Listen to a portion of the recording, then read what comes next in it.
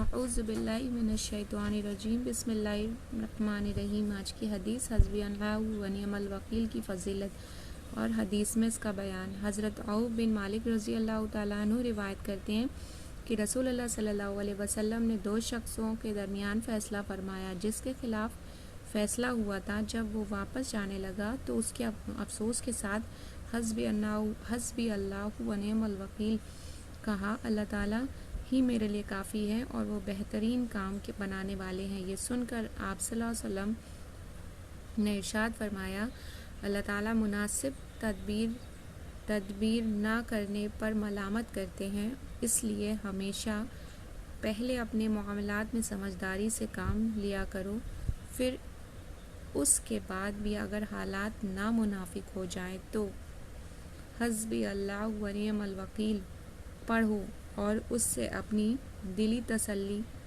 کر لیا کرو کہ اللہ تعالیٰ کی ذات ہی میرے لیے کافی ہے اور وہی ان کے حالات میں بھی میرے کام بنائیں گے۔